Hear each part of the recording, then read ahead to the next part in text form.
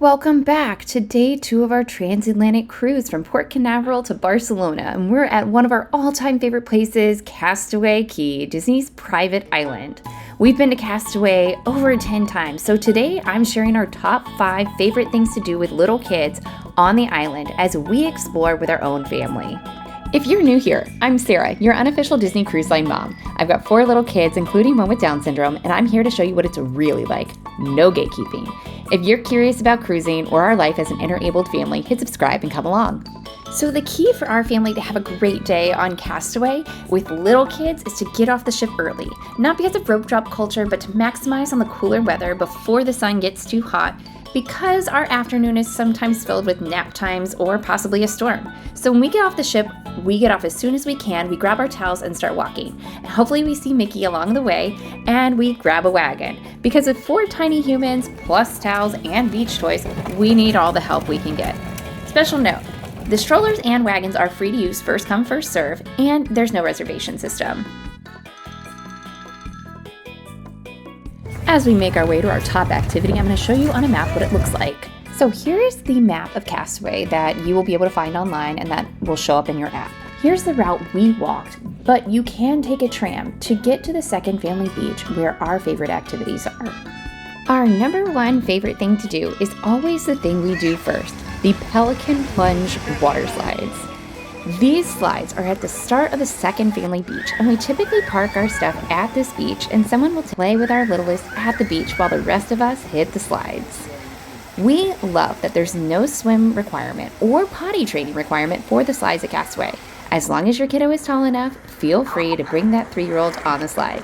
Kids have to wear life jackets anyway, and you can go right beside them and meet them at the bottom to help them to shore.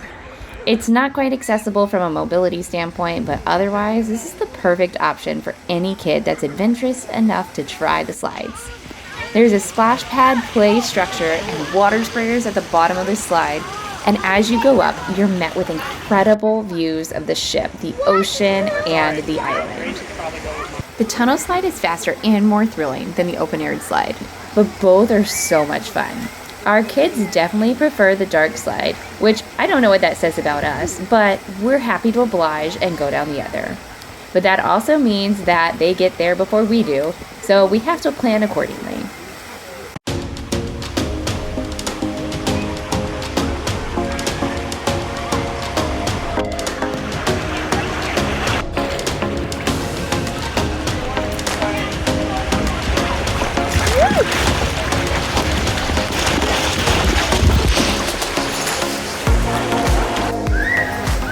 This is our family's favorite spot, which is why it's number 1. Let's move on to number 2 though. Bikes. This may be the biggest hidden gem on the island. Biking with the whole family around Castaway. This was new to us because the app says that you have to be 3 years old in order to participate. So we had no idea that younger kids were able to do this activity with us. It was just something we didn't know, and so we just went up to the hut and asked if we could add more kids to our experience, and it was totally fine. They provided the helmets, and we put our 2 kids that are not really good bike riders in the back of the bike and had the best time ever.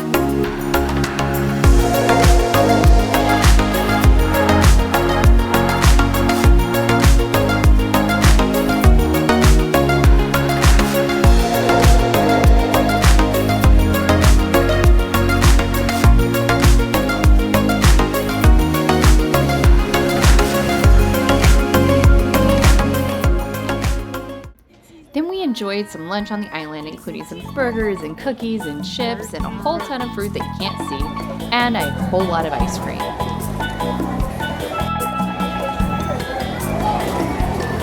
Get your ice cream. Also, we were prepping for our third favorite activity on Castaway, the dance party.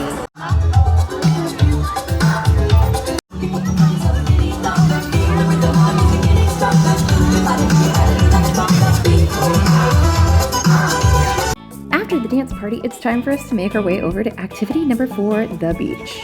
The beaches at Castaway are tucked into a cove and have the most calm waters. The water is also incredibly shallow, making it the perfect place for the family beach day, unless you have kids that eat sand. In that case, I'd avoid the beach.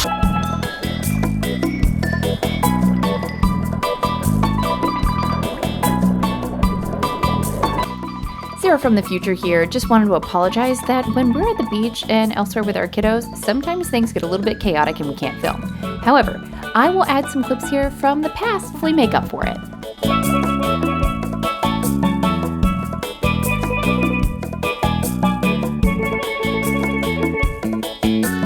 I feel like we spent half the day on Castaway putting on sunscreen, but now it's time to head to our final destination, the splash pad. While the splash pad is nothing special at Castaway, it is one of our kids' favorite places to hang out. So we do.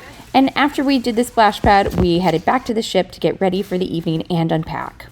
And yes, these are my kids' personalities to a T. And Mom and Dad had to get ready for Paulo. So with this chocolate souffle, that wraps up our day in Castaway. I hope you enjoyed, and if you like, please give it a thumbs up and subscribe. And if you're curious about what happens next on this Transatlantic Cruise, we are going through all the sea days with our 4 kids. What do we do for 6 days without land? Stay tuned and find out.